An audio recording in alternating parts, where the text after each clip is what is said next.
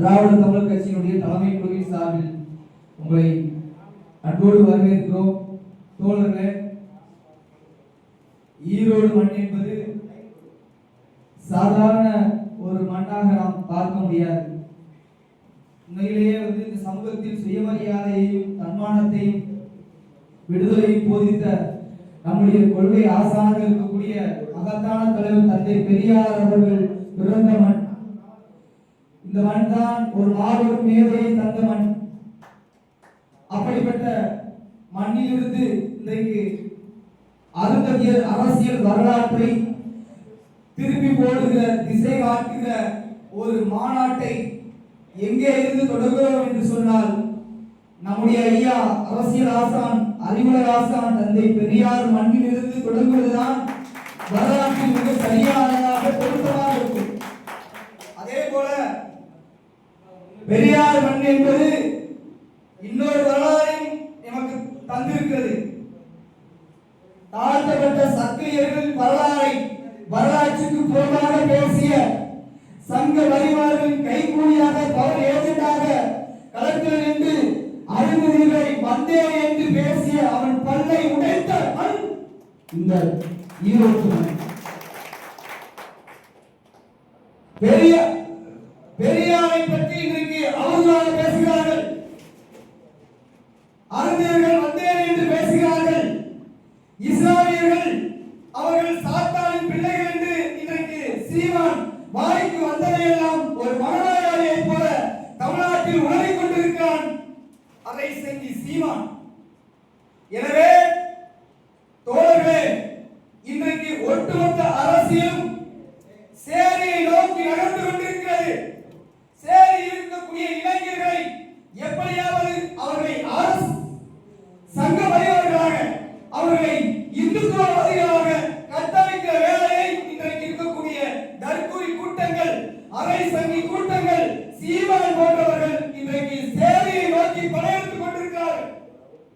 எனவேதான் இன்றைக்கு அவர்களுடைய அரசியலை, அவர்களுடைய சதி திட்டங்களை எல்லாம் இன்றைக்கு மண்ணில் போட்டு புதைக்கிற வேலையை திராவிட தமிழர் கட்சி இன்றைக்கு ஒரு கருத்தியல் இயக்கமாக, ஒரு கொள்கை தெளிவுள்ள இயக்கமாக, இந்த மண்ணில் உண்மையான அரசியலை விதைக்கின்ற ஒரு இயக்கமாக, ஒரு விடுதலை உணர்வை விதைக்கின்ற இயக்கமாக, ஒரு கருத்தியல் சித்தாந்த இயக்கமாக இன்றைக்கு அருந்ததி மக்களுக்காக ஒரு அருமையான ஒரு தத்துவார்த்த இயக்கமாக இன்றைக்கு களத்தில் நாம் போராடி கொண்டிருக்கிறோம்.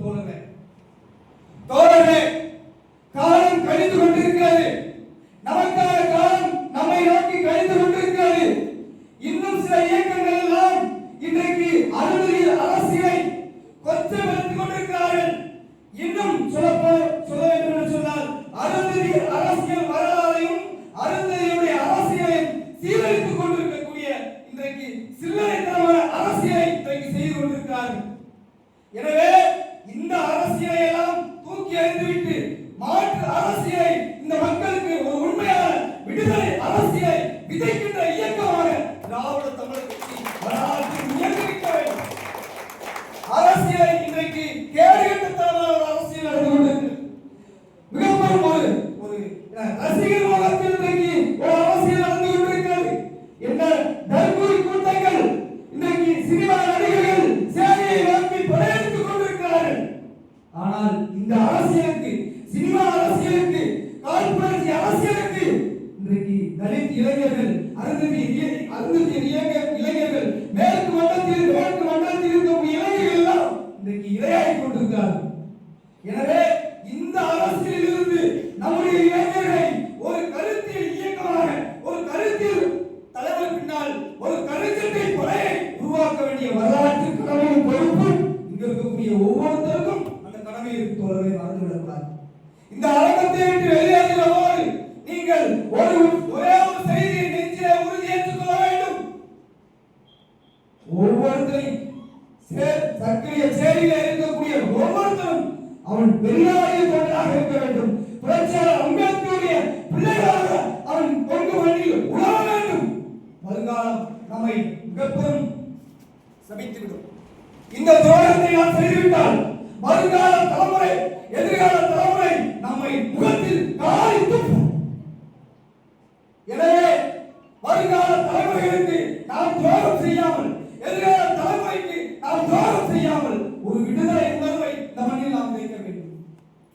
எனவேதான் சொல்கிறேன் தோழர்களே, நமக்கு கிடைத்திருக்கிற தலைவரை போல எந்த இடத்திற்கும் எந்த இயக்கத்திற்கும் அப்படி ஒரு தலைவர் கிடைக்கவில்லை.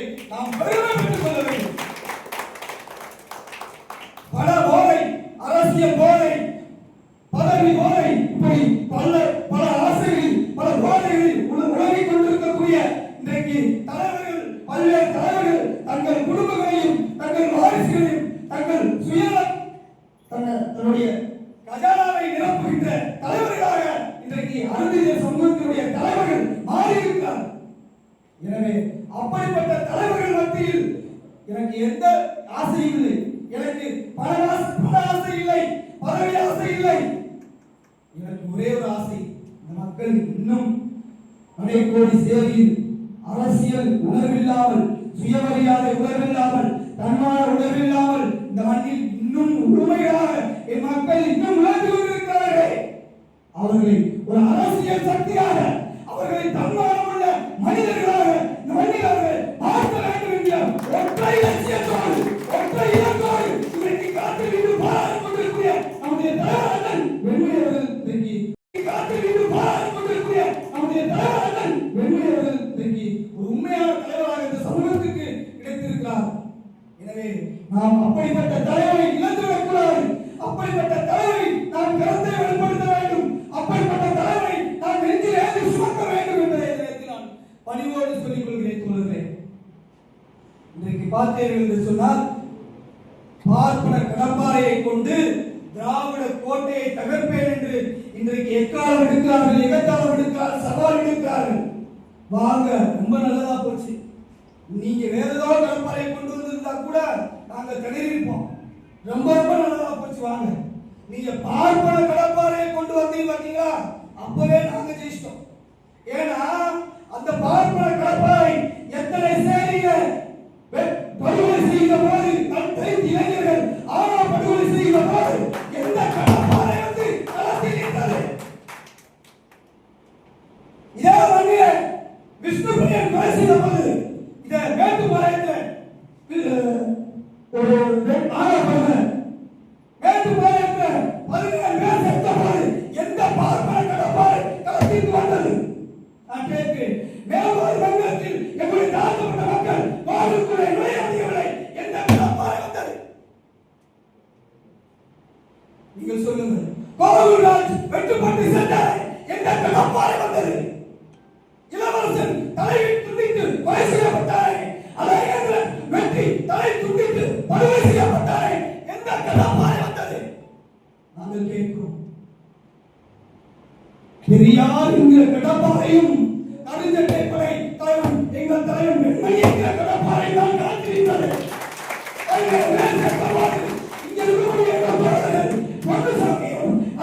வெண்மணி அவர்களும் ஆதித்தவன் பாண்டவர்கள் தான் சிறையில் நின்று போலீஸ் தடியை வாங்கி களத்தில் நின்று சிறை சென்றார்கள்.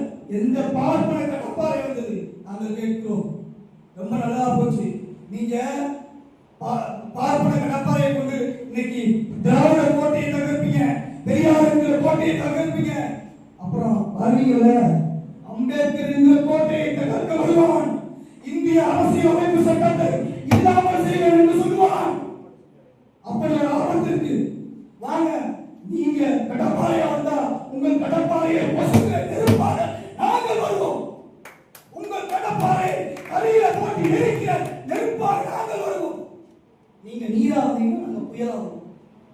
வாங்க, நீங்க நெருப்பானீங்கன்னா நாங்க நீராகும், நாங்க கடலாகும். ஒரே ஒரு விஷயம் தான், அம்பேத்கர் அரசியல் என்பதும் பெரியார் அரசியல் என்பதும் இது மூலத்தனமான கருத்தல்ல, அறிவியல் பூர்வமான சித்தாந்தம். எனவே நாட்டில் காலத்துக்கு தகுந்தவாறு, காலத்திற்கு ஏற்றாற்போல தன்னை மாற்றிக் கொள்கிற ஆற்றல் அம்பேத்கர் என்ற ஆயுதத்திற்கும் பெரியார் என்ற ஆயுதத்திற்கும் அவ்வளவு பெரிய உரிமை உண்டு. பாருங்க, நீங்க பார்ப்பன கடப்பாறை கொண்டு நீங்க பெரியார் கோட்டையை தகர்க்க வேண்டாம். நாங்கள் அம்பேத்கர் கோட்டையை வந்து உங்கள் மண்டையை வாங்கி அனுப்போம். நாங்கள் மார்சியம் கோட்டை கடப்பாறையை கொண்டு உங்க மண்டையை வாங்கி அனுப்போம். உங்கள் கடப்பாறையை சுக்குநூறாக அடித்து நொறுக்குவோம். 2026 தேர்தலில் திராவிட தமிழர் கட்சி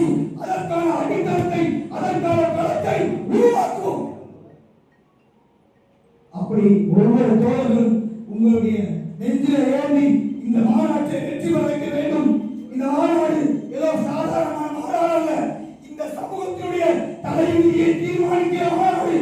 இந்த மாநாடு நம் தலையத்தை திருப்பி எழுதுகிற மாநாடு. எனவே நீங்கள் ஒவ்வொருவரும் கல்லூரக்கூடாது.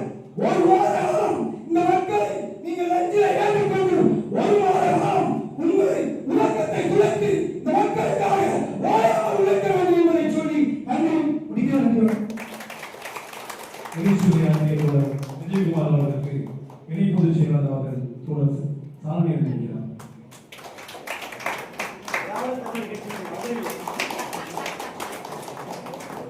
அடுத்தபடியாக உரையாற்றுவதற்கு திராவிட தமிழர் கட்சியுடைய தலைமை செயலாளர்